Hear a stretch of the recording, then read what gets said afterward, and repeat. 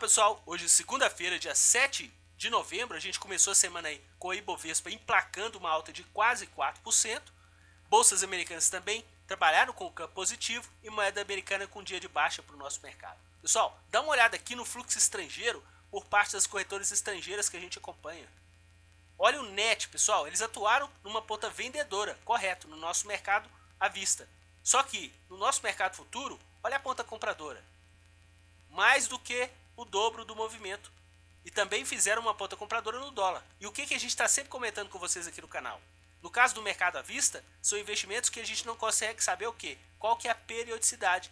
Se está vindo aqui para um mês, 6 meses, 1 ano, 10 anos. Por quê? Porque não tem vencimento. E o mercado futuro tem vencimento. A gente tem aqui os contratos do Ibovespa futuro, que vai vencer agora em dezembro, e do dólar futuro, que vai vencer aí agora para o final do mês, em relação a esse contrato atual. E dá uma olhada aqui na movimentação deles no intraday do pregão de hoje. Olha aqui, eles ficaram com uma ponta praticamente neutra até 2 horas da tarde no à vista, e depois eles começaram a fazer uma ponta vendedora intensificada mais nas 3 últimas horas do pregão de hoje. E dá uma olhada, pessoal, no mercado futuro. A gente teve inclusive uma abertura em gap em relação ao fechamento de sexta-feira, e eles aproveitaram para quê? Para vender.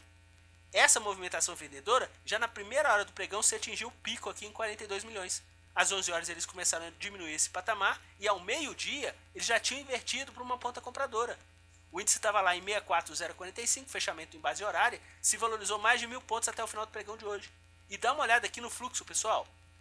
Positivo e crescente por parte deles aí durante todo o pregão, calçando essa movimentação que a gente está verificando aqui para o índice futuro e, consequentemente, para o nosso mercado. Em relação aos contratos do Ibovespa e dólar, em relação ao Ibovespa, eles tiveram uma projeção de lucro de praticamente aí 700 pontos, deu um pouco mais de 7 milhões e 200. E no caso do dólar, ficaram praticamente no 0 a 0, meio ponto, porque eles ficaram com uma ponta compradora durante todo o pregão, e a partir de 1 hora em diante, a movimentação da moeda americana, que já teve uma queda em relação ao fechamento de sexta-feira, ficou trabalhando aí bem próximo da lateralização. Essa movimentação do dólar, pessoal, o que ocasiona em relação à movimentação diária dos nossos contratos? Dá uma olhada aqui, o que eles já estão atuando numa ponta para o índice futuro. Hoje, essa movimentação deles, compradora de mais de 600 milhões, eles já estão acumulando para esse contrato quase 2 bilhões e meio. Na sexta-feira a gente já tinha comentado com vocês que o índice tinha caído novamente, e eles fecharam com uma posição compradora de 90 milhões. Inclusive reduziram essa ponta compradora de 200 para 90 no final do pregão de sexta-feira. Só que ainda terminaram com saldo positivo, coisa que os preços não fizeram aí para o nosso pregão. E dá uma olhada no pregão de hoje. Toda essa ponta compradora calçando uma alta do nosso índice de 2.700 pontos em relação ao fechamento de sexta-feira. Vamos ficar bem atento em relação a essa movimentação. E no dólar, eles estão fazendo o que, pessoal? Hedge. Hedge, ou seja, para quem é novo no canal e novo no mercado, hedge é proteção. Porque a moeda americana teve um dia de desvalorização, eles atuaram numa ponta compradora, mas como eles estão muito compradores para os contratos do índice, eles estão também utilizando para quê? Para comprar dólar, porque caso o mercado tenha algum estresse, a moeda americana tenha alguma pressão de alta, eles consigam também proteger essas posições de compra que eles estão fazendo aí para o nosso mercado futuro. Dando uma olhadinha aqui nos nossos ativos, conforme a gente já viu, eles atuaram numa ponta vendedora para o mercado à vista. E a ponta vendedora teve uma variação média de 4,06. A ponta compradora 4,76. Até aí tudo bem. Por quê? A ponta compradora teve uma variação média maior. Só que como o volume vendedor foi maior no pregão de hoje, a gente teve uma projeção aqui de prejuízo por parte deles de mais de 8 milhões de reais. Um pouco mais de 8 milhões e 100 no nosso mercado à vista. Se a gente comparar aqui o mercado futuro e também o mercado de opções, tanto de Petrobras quanto de Vale, a gente viu que eles conseguiram ainda sair com projeção de lucro no nosso mercado, se a gente juntar aí esses 3 patamares. E dá uma olhada, pessoal, na ponta vendedora, olha as ações que eles atuaram. Petrobras, Itaú, Bradesco e Ambev. O que? Ações de peso e de visibilidade, aquilo que a gente está comentando com vocês. Só que aí você comenta, poxa, eles atuaram nessa ponta vendedora e o índice subiu. Ué, tudo bem, pessoal, não tem problema. Por quê? Eles atuaram numa ponta compradora, aonde? No Ibovespa Futuro.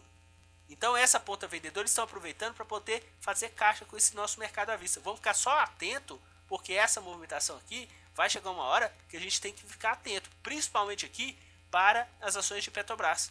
No caso das demais, ainda a gente tem uma certa gordura, mas Petrobras já tinha perdido a gordura, conforme a gente tinha comentado com vocês nos vídeos semanais.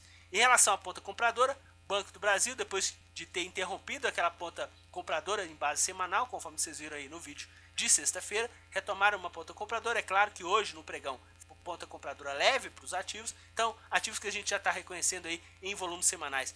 Banco do Brasil, no caso aqui Goal, Itaúsa, inclusive foi o ativo do setor bancário que eles atuaram aí na ponta compradora na semana passada, e a gente teve aí essa pressão nesses ativos no pregão de hoje. Bom, se a gente comentar aqui com vocês no mercado de opções, ponta compradora tanto para Petrobras e Vale.